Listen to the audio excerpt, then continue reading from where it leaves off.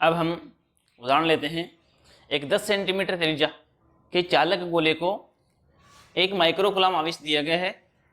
इस गोले के केंद्र से 5 सेंटीमीटर दूरी पर, 10 सेंटीमीटर दूरी पर और 15 सेंटीमीटर दूरी पर विद्युत क्षेत्र का मान ज्ञात करना है। अब पहली स्थिति अपन लेके चलते हैं। विद्युत क्षेत्र का मान केंद्र पर ज्ञात करना है। चालक गोला दिया हुआ है और चालक गोले के अंदर आवेश शून्य होता है, इसलिए अपन ये कहेंगे कि इस चालक गोले की केंद्र पर विद्युत क्षेत्र कितना होता है, 0 होता है। दूसरी स्थिति है, इसके केंद्र से 5 सेंटीमीटर दूरी पर चालक गोले के अंदर, ये एक चालक गोला दे रखा है जिसकी त्रिज्या 10 सेंटीमीटर है। केंद्र पर तो अपन ने ज्ञात कर लिया, विद्युत क्षेत्र कितना है, 0 है। चालक गोले को दिया गया आवेश उसके बाहरी पृष्ठ पर रहता है और अंदर स्थित बिंदुओं पर आवेश कितना होता है, 0 होता है। इसलिए 5 सेंटीमीटर की दूरी भी अपन यदि देखें तो 5 सेंटीमीटर दूरी इस गोले के अंदर ही स्थित है और अंदर स्थित है, इसलिए अपन ये कहेंगे कि अंदर कोई भी आवेश नहीं है, तो यहाँ विद्युत क्षेत्र कितना होगा, यहाँ भी 0 होगा। अर्थात ई 5 सेंटीमीटर दूरी पर भी कितना होगा, 0 होगा। अब तीसरी स्थिति लेते हैं, r इक्वल टू 10 सेंटीमीटर, यानी इसके केंद्र से 10 सेंटीमीटर दूरी, यानी इसके पृष्ठ पर आ गए और चालक गोले के पृष्ठ पर विद्युत क्षेत्र E का मान कितना होता है, चालक गोले के पृष्ठ पर विद्युत क्षेत्र E इक्वल टू होता है Q/4πε0 r²। ये 1/4πε0 को अपन K लिख सकते हैं, तो इसको ये लिख दें KQ/r²। K का मान रखो 9 × 10 की घात 9 गुणा Q का मान रख दिया 1 × 10 की घात -6 बटा R का मान रख दो 10 × 10 की घात -2, इसका स्क्वायर हो जाएगी। सरल करें, E इक्वल टू आ जाएगा 9 × 10 की घात 9 -6, इन 10 की घात 3 बचेंगी, बटा में 10 × 10 की घात -2, इसका मतलब होगा 10 की घात -1 और -1 का वर्ग करेंगे तो 10 की घात -2। अब ये 10 की घात -2 ऊपर चली जाएंगी, तो विद्युत क्षेत्र E का मान आ जाएगा 9 × 10 की घात 5 न्यूटन प्रति कूलम। अब चौथी स्थिति लेते हैं। 15 सेंटीमीटर दूरी पर विद्युत क्षेत्र का मान कितना होगा। 15 सेंटीमीटर का मतलब हो गया कि इस चालक गोले के बाहर स्थित बिंदु है और बाहर स्थित बिंदु पर विद्युत क्षेत्र का मान होगा Q/4πε0 r²। यहाँ भी अपन 1/4πε0 को K लिख दें तो ये मान KQ/r² हो जाएगा। यहाँ मान रखो तो E 15 centimetre equal to K का मान हो गया 9 × 10 की घात 9 गुणा Q का मान 1 × 10 की घात -6 बटा R का मान रख दिया यहाँ पे 15 × 10 की घात -2, इसका स्क्वायर। R अपने को दे रखा है 15 सेंटीमीटर, इसका मतलब हो गया 15 × 10 की घात -2 मीटर।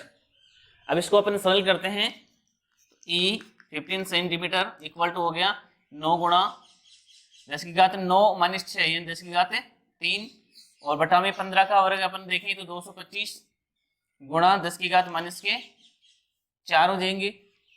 यह E 15 सेंटीमीटर इक्वल टू 9 × 10 की घात 3 है, इसको अपन लिखते हैं 900 गुणा 10 बटा 225 गुणा ये 10 की घात -4। अब ये 10 की घात -4 इसको ऊपर लेके चले जाएंगे तो E 15 सेंटीमीटर हो जाएगा। 900 को अपन 225 से भाग दें तो ये आ जाएगा 4 गुणा 10 की घात 5 न्यूटन प्रति कूलम। अब अगला उदाहरण लेते हैं।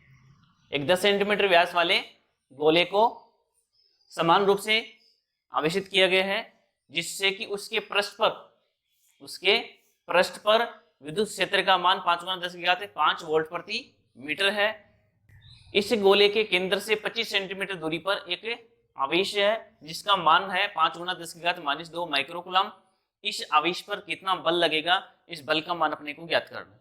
अपने को इस पृष्ठ के ऊपर विद्युत क्षेत्र का मान दे रखा है, इस आवेश पर अपने को बल ज्ञात करना है। तो बल F इक्वल टू क्या होता है, Q × E, यानी जिस बिंदु पर Q आवेश रखा है उस बिंदु पर विद्युत क्षेत्र कितना होगा तथा उस आवेश का गुणनफल अपने को बल प्राप्त हो जाएगा। सबसे पहले अपन विद्युत क्षेत्र ज्ञात करते हैं। क्योंकि E का मान सरफेस पर होता है KQ/r²। बाहर स्थित बिंदु के लिए अपन E लिखें तो E equal to K Q upon R square. अब अपने को ई सरफेस का मान दे रखा है, ई आउट का मान अपने को ज्ञात करना है। तो अपन ये करते हैं कि ई सरफेस और ई आउट इनका अनुपात ले लेते हैं। तो ये मान होगा अपने पास E out upon E surface equal to K Q upon R square upon K Q upon R square. यहाँ ये के क्यू से के क्यू तो कैंसिल हो जाएगा, ये आर स्क्वायर ऊपर चला जाएगा। तो ये अपने पास मान प्राप्त होगा E out upon E surface equal to R square upon R square. यहाँ से अपन ई आउट का मान ज्ञात कर लें तो ई आउट होगा R square upon R square into E surface. यानी इस बिंदु पर अपने को इतना विद्युत क्षेत्र प्राप्त होगा। अब इस विद्युत क्षेत्र की सहायता से अपन इस आवेश पर बल ज्ञात करते हैं। तो बल F equal to Q E, अतः F equal to Q into E का मान अपन ये रख देते हैं R square upon R square into E surface. अब यहाँ अपन मान रख दें क्यू का मान अपने को दे रखा है 5 गुणा 10 की घात माइनस के 8 गुणा आर का मान अपने पास है 5 गुणा 10 की घात माइनस के 2, इसका वर्ग हो जाएगा। बटा में आर का मान दे रखा है 25 गुणा 10 की घात माइनस के 2, इसका भी वर्ग हो जाएगा। इंटू में ई सरफेस का मान अपने को दे रखा है 5 गुणा 10 की घात 5। अब इसको सरल करें तो एफ इक्वल टू आ गया 5 गुणा 10 की घात माइनस के 8 गुणा 25 गुणा 10 की घात माइनस के 4, 5 गुणा 10 की घात माइनस 2 का वर्ग किया तो 25 गुणा 10 की घात माइनस 4 हो गया, गुणा में 5 गुणा 10 की घात 5 बटा 25 का वर्ग कर दिया 625 गुणा 10 की घात माइनस के 4। अभी 10 की घात माइनस 4 से 10 की घात माइनस 4 कट जाएगा, 25 गुणा 5 125 और गुणा 5 625, यानी ये भी 625 भी कैंसिल हो जाएगा और बल F इक्वल टू अपने पास मान आ जाएगा 10 की घात माइनस 8 गुणा 10 की घात 5। इसका मतलब हो गया 10 की घात माइनस के 3 न्यूटन। अब अगला उदाहरण लेते हैं। एक 10 सेंटीमीटर त्रिज्या के अचालक गोले को 0.5 माइक्रोकूलम आवेश दिया गया है। इस अचालक गोले के केंद्र से 8 सेंटीमीटर दूरी पर, 10 सेंटीमीटर दूरी पर और 20 सेंटीमीटर दूरी पर अपने को विद्युत क्षेत्र ज्ञात करना है। पहली स्थिति अपन लेते हैं केंद्र पर। अपन ये जानते हैं कि अचालक गोले के कारण अंदर स्थित बिंदु पर विद्युत क्षेत्र का मान E in equal to K Q upon R cube into R होता है। केंद्र पर आर का मान कितना होता है 0, इसलिए यहाँ पर 0 रखेंगे तो ई इन इक्वल टू क्या आ जाएगा 0, यानी केंद्र पर तो विद्युत क्षेत्र शून्य होगा। दूसरी स्थिति अपन लेके चले 8 सेंटीमीटर दूरी पर स्थित बिंदु पर, वही स्थिति E equal to K Q upon R cube into R. अब यहाँ अपन मान रखते हैं तो ई एट इक्वल टू के का मान रख दिया 9 गुणा 10 की घात 9 गुणा क्यू का मान रख दो 0.5 गुणा 10 की घात माइनस के 6 बटा आर का मान रख दिया 10 गुणा 10 की घात माइनस के 2 इसकी क्यूब इंटू में आर का मान अपने पास है 8 गुणा 10 की घात माइनस के 2।